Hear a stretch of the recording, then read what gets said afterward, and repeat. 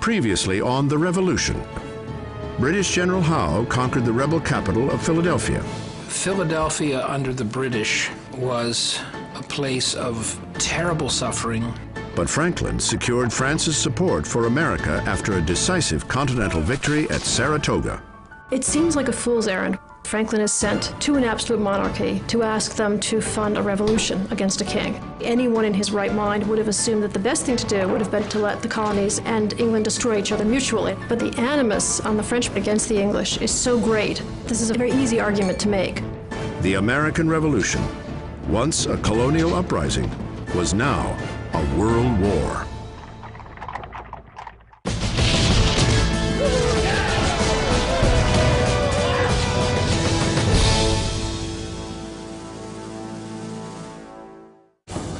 December 17th, 1777, White Marsh, Pennsylvania. A battered Continental Army, or what remains of it, marches north through the driving snow in search of winter quarters. The year's campaigns have taken a heavy toll on the soldiers. Their clothes are tattered, their spirits down. The Commander-in-Chief, George Washington, is feeling the strain as well. 3 months earlier, another American general, Horatio Gates, catapulted himself onto the national scene by defeating the British at Saratoga, New York. The victory has given America a new war hero, one with boundless ambition. Horatio Gates wanted to be Commander-in-Chief of the American Army. And it goes much beyond that. Whoever was the victorious leader of the revolutionaries would emerge as the leader of a new nation. At the same time that Horatio Gates's stock is on the rise, Washington's is in free fall. At Brandywine, Pennsylvania, the Americans fought the largest engagement of the war so far, and Washington suffered one of his worst losses. 1,000 American soldiers are wounded or killed, and Washington is forced to retreat north into New Jersey. The victory at Brandywine gives the British the prize they were after, the rebel capital, Philadelphia. Independence Hall, the seat of rebel power, now sits empty, a burning reminder of Washington's failures. America's rebel Congress is now a body in exile and have set up a new home 100 miles to the west of Philadelphia in York, Pennsylvania. In the chamber, there are murmurings that George Washington is weak-willed, that the general's poor judgment keeps the Americans from defeating the British. The expectations that civilian leaders had, that Howe's army could be conquered just like that. There were doubters and carping and criticism and Monday morning quarterbacking against what he had done. Revolutionaries like Samuel Adams are calling the abilities of their commander-in-chief into question. Our troops are victorious in the north. The enemy troops are divided and scattered over a country several hundred miles. If we do not beat them this fall, will not the faithful historian record it as our own fault? Samuel Adams. Congress takes action and names Horatio Gates to head the newly created Board of War, a position that gives him a say in American military strategy. This is the low point of George Washington's professional life. Congress begins to lose confidence in him. Gates' followers are pumping up Gates. And the idea is then broached that Gates ought to be the commander-in-chief. But now, Washington, knowing that he's seen as weak, must win big soon to solidify that command.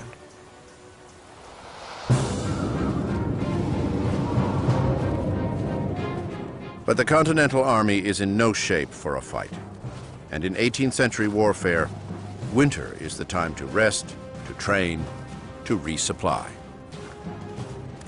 For Washington, now is the time to rebuild his army and his reputation, and do it before the winter is over.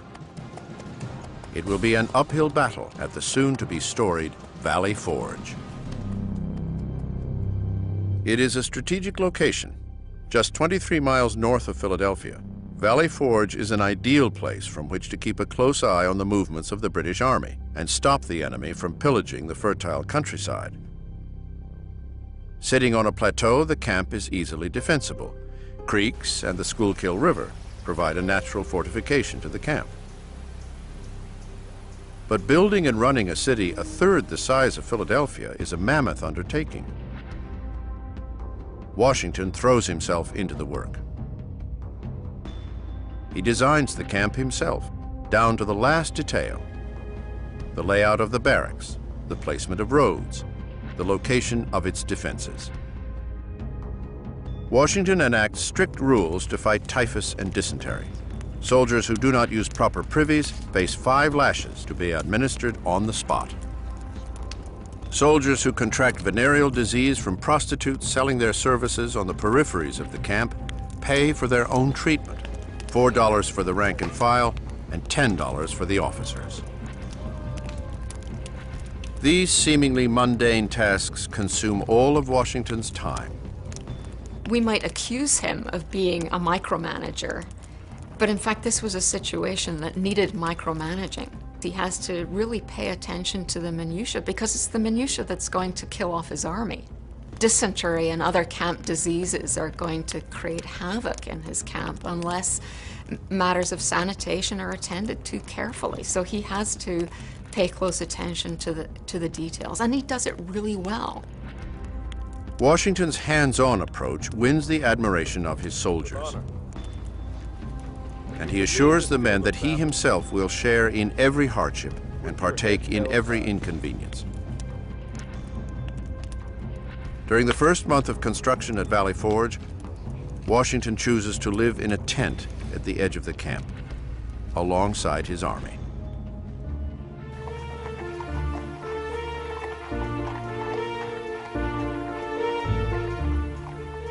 Life in Philadelphia, however, stands in stark contrast.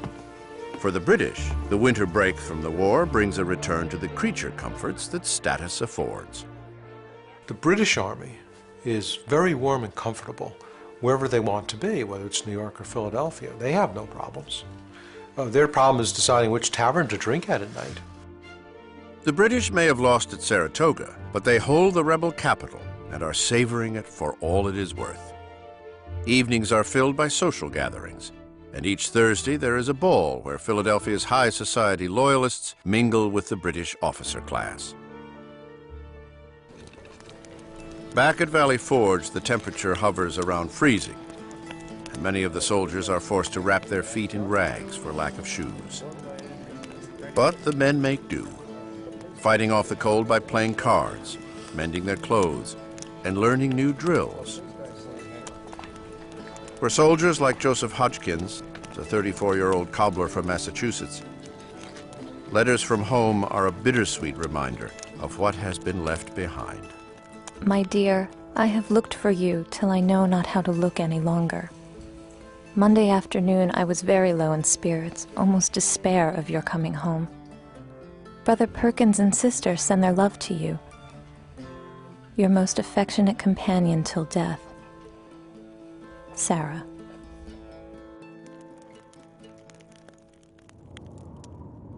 As the winter grinds on at Valley Forge, supply shortages become a problem. America has never had to feed and clothe an army. During the 7 Years' War, just a fraction of the soldiers' food came from the colonies. All the rest was shipped across the ocean from England. And since the outset of the war, the congressionally controlled provisioning offices have struggled mightily to supply the army. Supplying the Continental Army was immensely complex. We call it the Continental Army, thinking of it as a national permanent army, a regular army, which it was. But in many ways, it's still organized and paid for locally. Each state was responsible for supplying its own troops, and this creates enormous confusion. In February, the Army supply lines grind to a halt. The staple diet for the soldiers becomes fire cakes, a meager meal made of flour mixed with water into an unappetizing paste that is cooked over an open fire. It is a far cry from the promised daily ration of a pound of beef and a pound of bread. Washington is all too aware of the hardships faced by his soldiers. With his army facing starvation, he throws himself into a writing frenzy, petitioning the states for more food and clothing, pleading to Congress for more power to oversee the supply offices, and imploring local officials to send more aid. But for all his efforts, relief is slow in coming. Washington will need help to turn his army back into a fighting force, and it will come from a most unlikely source. A new arrival in camp, a Prussian who goes by the name of Frederick William Augustus Heinrich Ferdinand, Baron von Steuben.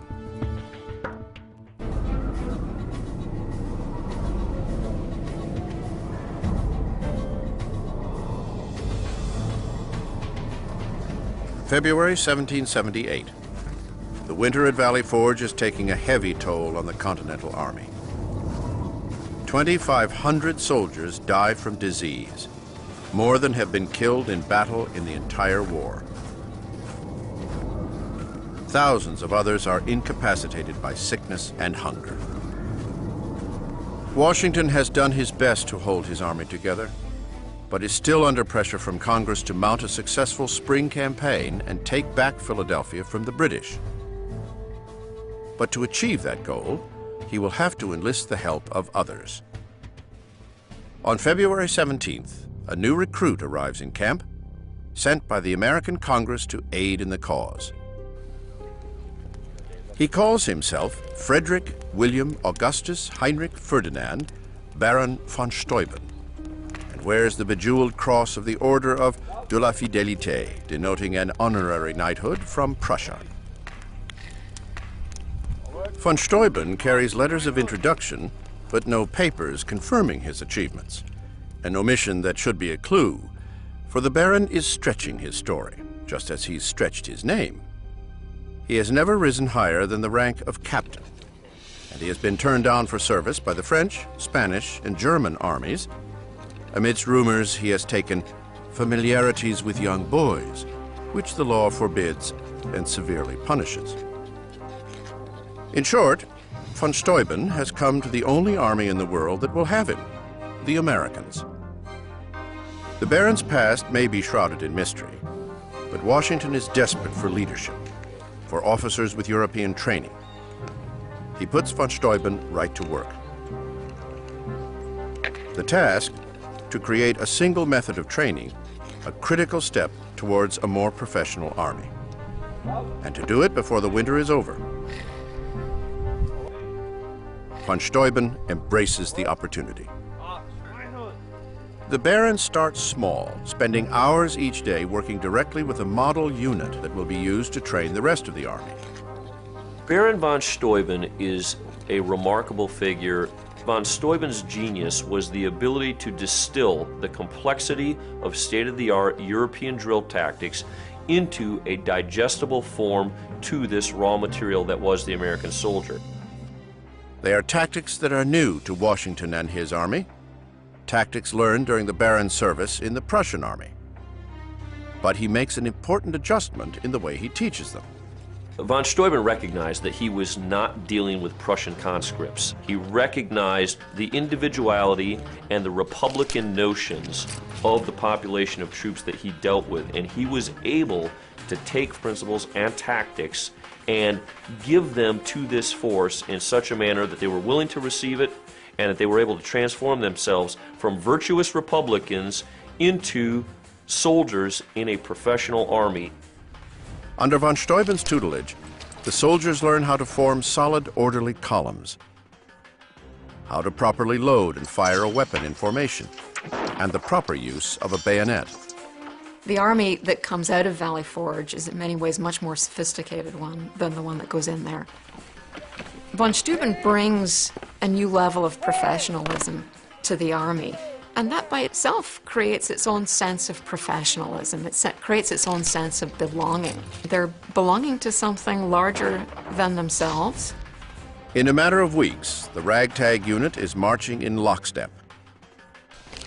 Soon, every soldier is taught the von Steuben technique. It becomes the foundation for the Army's first training manual. Washington's army is slowly remade. It is nearly battle ready.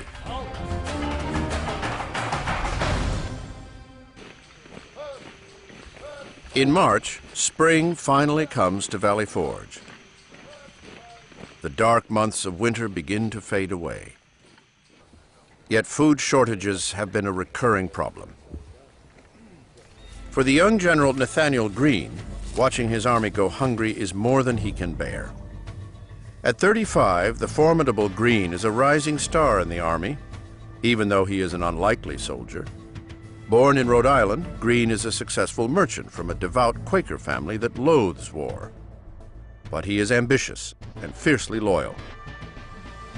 When war breaks out, he throws himself behind the Patriot cause. Greene becomes the youngest brigadier general in the Continental Army at age 33. Now he has risen to the rank of major general and is one of Washington's closest confidants, and one of the loudest critics of the Army's failed supply departments. The Quartermaster General, Commissary General, and Clothier General departments are in such a wretched condition that unless there are some very good alterations in those departments, it will be impossible to prosecute another campaign. Our troops are naked, and the men getting sickly in their huts. Nathaniel Greene. Greene's experience as a merchant leads him to take matters into his own hands. He leads foraging parties into the Pennsylvania countryside to round up food and supplies. But the citizens are often unwilling to give up their property, even to an army fighting for their independence. It creates a precarious situation. Washington didn't want to alienate the local civilian population. He did what he could to supply the army, but he wants to protect that relationship with the local community. But desperate times call for desperate measures. When persuasion fails, livestock and grain are occasionally taken at the end of a musket. Greene leaves the scared civilians with the only reimbursement his army is offering, the promise of future payment, an IOU. Greene's efforts impress Washington, who puts him in charge of acquiring supplies for the army. The duty-bound general accepts his assignment as quartermaster, but it is certainly not the commission that he had hoped for. Nobody ever heard of a quartermaster in history. All of you will be immortalizing yourselves in the golden pages of history, while I am confined to a series of drudgeries to pave the way for it. Nathaniel Greene. This is the classic case of a successful general being called back to the Pentagon to be a bureaucrat. And Greene doesn't want that. But on the other hand, it's a sense of Puritan guilt. It's a sense of sacrificing what's good for you, what's good for your country. Greene dispatches foraging parties far and wide, south into Virginia, to the eastern shore of Maryland, and north into New Jersey, rebuilding the supply lines for the army.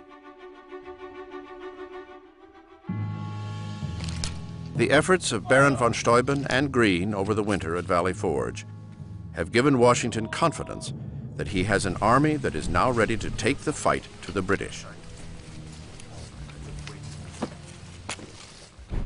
Meanwhile, an ocean away, a bold American is pushing the war to a new and unlikely front, the shores of England itself.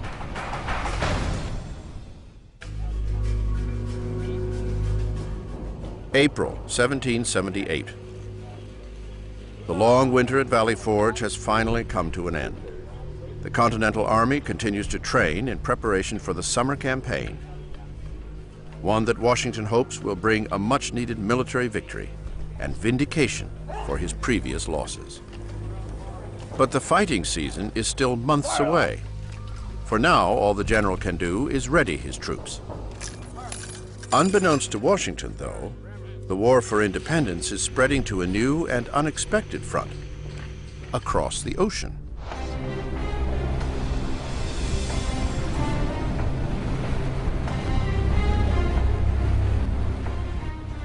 On a chilly spring morning, a lone American ship, the Ranger, cuts through the water off the coast of England. Their target, the port towns along the western coast of Britain.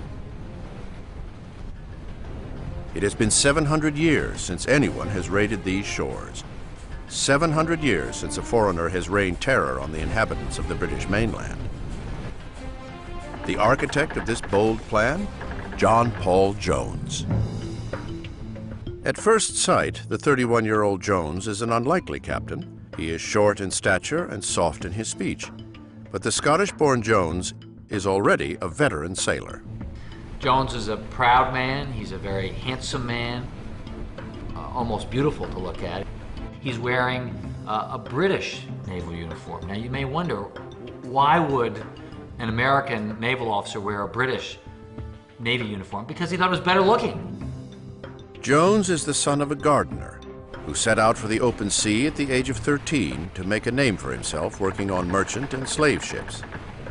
Jones casts himself in his own play. And it's a play of upward mobility. This is a notion that's very 20th century, but in the 18th century, it was unusual. In the 18th century, your place in society is defined. That's not the way John Paul Jones wants to see the world. He wants to be a rising figure. He wants to overcome his modest origins and become a gentleman. It takes him just 8 years to reach the rank of captain. But shipboard life is a dangerous business, and at 28 he is forced to flee to Virginia to escape charges of murdering a mutinous crew member. He starts life anew in America, adding the last name Jones to avoid being found, and joins the fledgling Continental Navy in 1775. But what America calls a navy is little more than an awkward flotilla of mismatched merchant ships, clumsily converted for battle. A fighting force that could never stand up to the superior power of the British Navy. So the ambitious Jones sets out on his own course. Jones is a military genius, and he has a fundamental insight, which is that we're never going to beat the British by playing some defensive game. The British Navy at this time has more than 100 men of war. The American Navy has none. So they're not going to win some massed naval battle. They have to go guerrilla. John Paul Jones returns to the waters of his youth and in surprise attacks shocks the enemy. Raiding British merchant ships along the Irish coast, burning supply ships along the west coast of Britain, and leading an attack on the port of Whitehaven, the very town Jones set sail from as a young boy.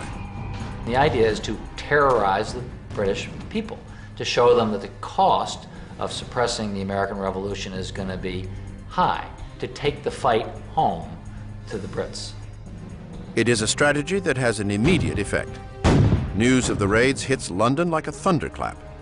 This morning, an express arrived with alarming intelligence that an American privateer had appeared off the coast and proceeded to Selkirk House, which they pillaged. Along the northwest coast of England, a general intimidation discovers itself on every appearance of a sail.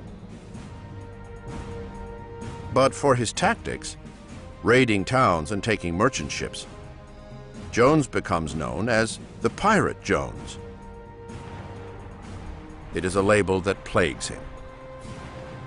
John Paul Jones wants to be seen as an officer and a gentleman, not as a pirate, and it hurts him. In an attempt to prove that he is more than just a pirate, Jones sets his eye on one last goal: taking a British warship. He finds the perfect target anchored off the Irish coast, the Drake. With 20 guns, all 4-pounders, she is a relatively even match to Jones's Ranger. As is his custom, Jones flies the British naval ensign, which allows him to slide close to the enemy ship. And at the last minute, Jones gives the order to fire. The battle is on. The two ships exchange broadsides at close range. 18th century warfare was supposed to be gentlemanly, at least for the gentlemen who fought it. It was almost like a formal dance. At sea, ships, like a minuet and a ball. Jones didn't believe in all that. Jones believed in what today we would call total war. He would put men up in the tops, as they were called, and up the mast on these platforms to blaze away with muskets, with guns. These new tactics give Jones the upper hand. His crew rakes the deck of the Drake with hot grape shot that tears through sails and limbs. And after just 1 hour, the British lower their flag in defeat. Its significance is that no American ship has taken a British ship in a clean, fair fight. And the British Navy considers itself to be so superior to any other navy. So for an American ship to defeat a British ship was a real blow to the Brits, and it told them, what are we getting into here? The Ranger makes a hasty retreat, heading to France, the British Navy in desperate pursuit. For Jones, the mission is a success. What was done is sufficient to show that not all their boasted navy can protect their own coasts, and that the scenes of distress which they have occasioned in America may soon be brought home to their own doors. John Paul Jones. Jones has brought the revolution right to the doorstep of the British. Arriving in France, he becomes the toast of Paris, the ideal of American heroism. Jones's war will continue. The following year, he will lead a modest fleet aboard his new ship, the Bonhomme Richard, winning the greatest American naval battle of the time against the British warship, the Serapis. And years later, for his daring missions, John Paul Jones will become known as the father of the American Navy. Back in America, George Washington prepares to take the fight to the British Army, looking for the battle that will restore his reputation once and for all. May 5th, 1778, Valley Forge. 3 months of drilling have given Washington a new confidence in his army. The efforts of Washington, Nathanael Greene, and Baron von Steuben, whose service has now earned him the position of Inspector General of the Army, have emboldened a force that is now 13,000 strong. Washington's perseverance through the hardship of the winter has held his army together. He is now eager to test the mettle of his soldiers, and the British are about to provide the perfect opportunity.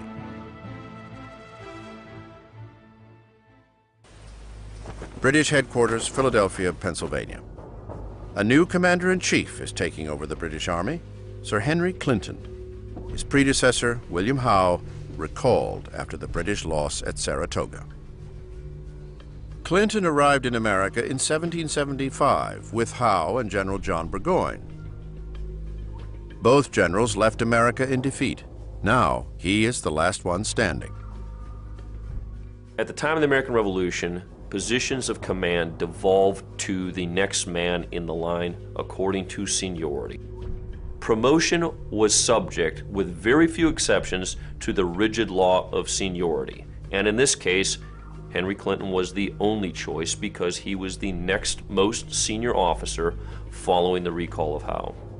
Clinton is as concerned with how his actions will be interpreted, how he will be judged, that awareness of, if I don't handle this right, what's this going to mean for my reputation back at home? Clinton has good reason to worry about his reputation. The war for independence has changed dramatically. It is no longer a battle between two adversaries. Now there are three. For the past year, the Americans have been courting France, the world's other superpower. Leading the effort is the rebel emissary, Benjamin Franklin. At 72 years old, Franklin is an internationally renowned scientist and writer who has entered a new phase in his career, that of diplomat. America's victory at Saratoga has shown the French that the colonies can hold their own against the British and has persuaded them to join the fight against their ancient enemy. Now the elder statesman is working out the final details in the newly signed Treaty of Friendship. France gives money and supplies, but more importantly, offers their navy to the American cause. French naval support is absolutely crucial for American resistance. The British, they have to now take the naval dimensions of this war into account. They can no longer say we can take naval supremacy for granted and concentrate on winning the war on land.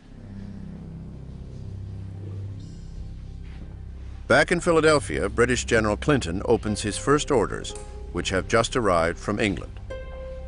The British ministry has been forced to make a dramatic choice. In May 1778, the British hold Philadelphia, New York City, and Newport, Rhode Island. Now there is a very real danger of a blockade by the French fleet at any of these ports. So Clinton is ordered to give up the rebel capital of Philadelphia and consolidate his forces in New York City. It is a forced retreat. Not how Clinton had expected his leadership to begin. American spies in Philadelphia rushed dispatches to Valley Forge with word of the British action. The news finds Washington and his generals discussing battle plans for the upcoming summer. Now the question on the table is whether to move on the British when they begin their retreat to New York. Washington is still stinging from last year's losses at Brandywine and Germantown and is eager for a fight. But before he can take on the enemy, Washington has to take on one of his most talented generals and one of the most outspoken challengers to his authority, General Charles Lee. The British-born Lee is an eccentric but capable officer and a brilliant military tactician. But in December of 1776, as he was supposed to be on his way to aid Washington as the Americans fled New York, Lee was instead captured by the British while he lounged in his nightclothes at a tavern. Despite the blunder, Washington worked hard to get the experienced Lee back from the British in a prisoner exchange. Lee is arguably the most qualified general officer in the American Army in a strictly military sense. He fought in the French and Indian War, he fought in continental Europe during the 7 Years' War, he fought from Russia to Poland. He's exceptionally experienced, but this experience breeds some hubris. He thinks that he knows better. Lee seemed to have an agenda throughout the war of really carving out an independent command for himself, and one could speculate that he probably would have liked to supplant Washington as the commander-in-chief. Lee's arrogance has always been an issue, and he questions Washington's plans at every turn. But today he takes his argument one step further, suggesting that the American force would never stand a chance fighting the Royals head-on. Coming from someone who spent more than a year in British captivity, Lee's stance raises questions about his loyalty. There was always an aura of suspicion around him, in Washington's mind at least. Part of the reason I'm very suspicious of Lee is he wasn't treated as a prisoner.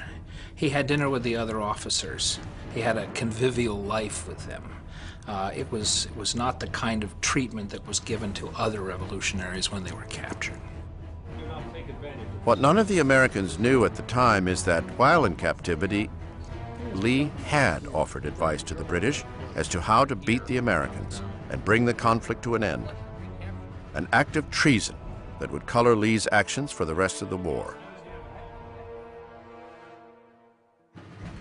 June 20th, 1778, Mount Holly, New Jersey.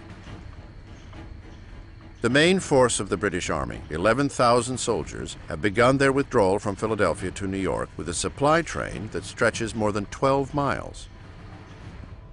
Washington sees the British as vulnerable and wants to bring on a fight against the advice of his generals, including Saratoga's victor, Horatio Gates. But Gates, now stationed in Albany, New York, has become obsessed with a major campaign into Canada, an offensive that Washington calls the child of folly. Even supporters in Congress view the idea as impractical because it would split the American army in two. Gates's plan is rejected, and the American army, 13,000 strong, breaks camp at Valley Forge and sets off after the British. For more than a week, the two armies march across New Jersey, covering 90 miles in a searing June heat. American detachments ahead of the British fell trees, destroy bridges, and engage in skirmishes, slowing the British Army's progress.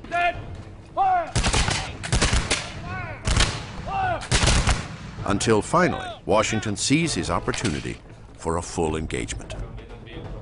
On the night of June 24th, Washington lays out his battle plan. At the crossroads of Monmouth Courthouse, an advance corps of 5,000 soldiers will move forward and engage the rear of the British Army as they prepare to get underway. Washington, with 7,000 soldiers, will hang behind the advance force. If the British retreat, the Americans will let them go. But if they engage, Washington will move forward and join the fight. In accordance with military etiquette, Washington's senior officer, General Charles Lee, is offered command of the advance force. Lee claims the right to lead the attack because he's inexperienced second in command. Lee didn't turn it down. He took it, which was unfortunate, because Washington had to let him go ahead of the rest of his army. On June 27th, Washington issues the order. Lee will attack the next morning.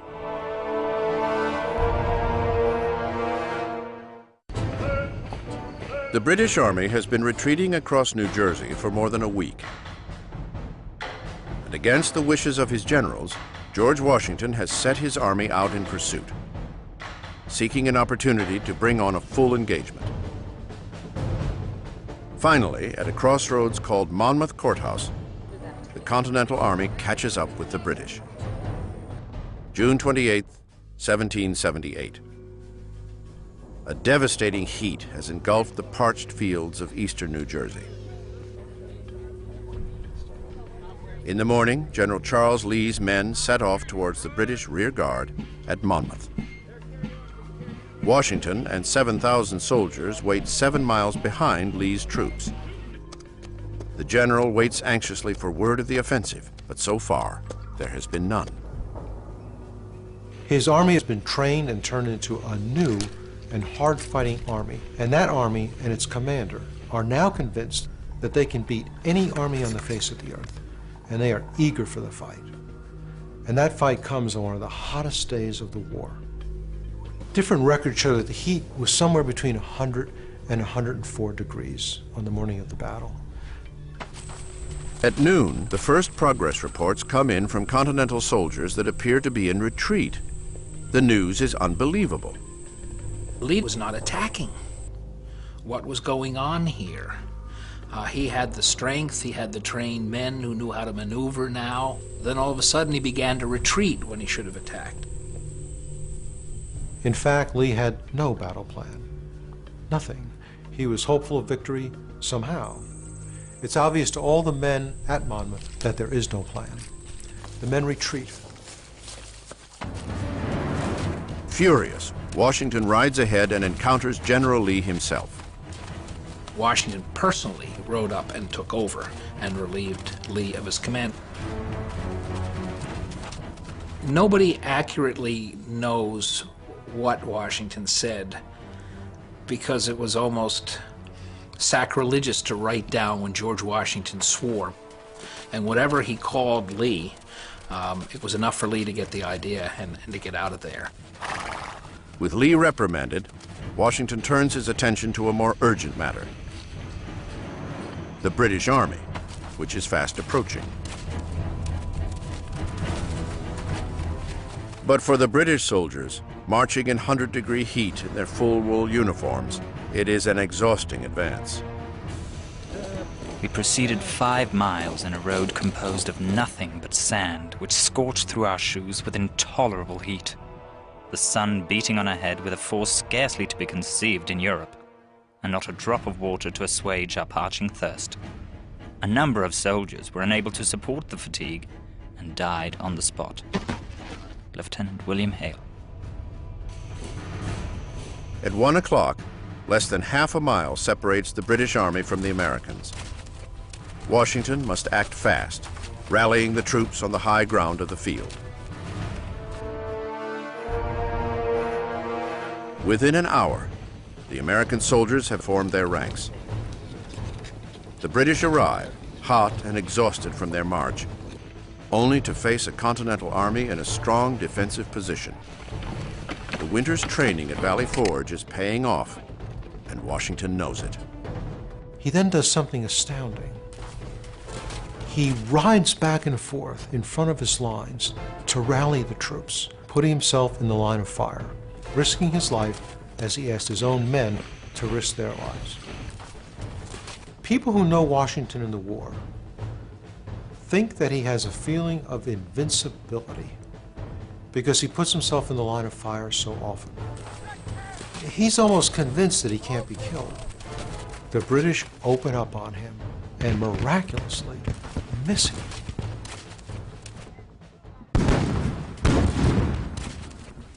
The Battle of Monmouth erupts. More than 20,000 soldiers clash in the brutal heat. The fighting rages for hours, long into the summer afternoon. For the men on the field that day, it is some of the most intense combat they have ever seen. The briskest cannonade commenced on both sides that I ever heard. If anything can be called musical when there is so much danger, I think it was the finest music I ever heard. Henry Dearborn. The English commander to the right hollered, "Come on, my brave boys, for the honor of Great Britain," and killed many with their bayonets. British Lieutenant Alexander Dow. The shattered remains of our battalion suffered from thirst and heat, of which several died. Some preferred the shade of the trees in the direct range of shot to the more horrid tortures of thirst. One of these had his arm shattered to pieces. Lieutenant Hale.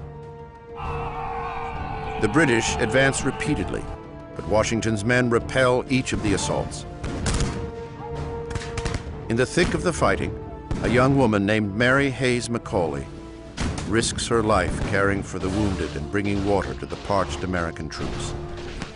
She is just one of the scores of women who take to the battlefields of the Revolution and become known to the soldiers as Molly Pitcher. The Battle of Monmouth is the longest of the Revolutionary War, lasting continuously more than 5 hours.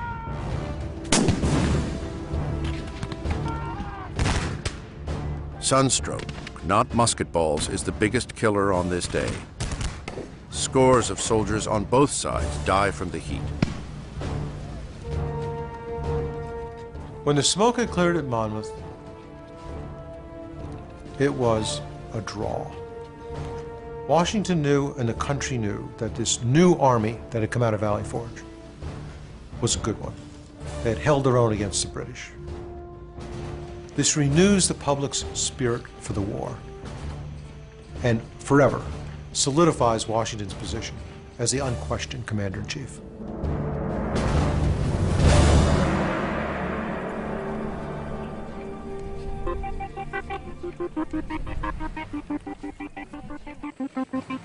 The Continental Army has proven itself a capable fighting force. Washington has proven his leadership as their general. For his retreat in the face of the enemy, Charles Lee will face court-martial. He will be wounded in one duel and challenged to 7 others for suggesting that the Americans could not stand up to the British. Disgraced, he will retire to his Virginia home and die there with his beloved dogs in 1782. The rebel capital, Philadelphia, is now back in American hands, and Washington turns control of the city over to one of his most trusted generals, Benedict Arnold. The bold general is now a military governor and will make choices here that will forever change his past, his present, and his future. On the field that evening at Monmouth Courthouse, the entire army lay together in exhaustion, and Washington sleeps here on the battlefield with his men.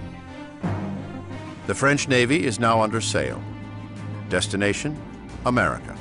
Just maybe, the war can be won before the year is out.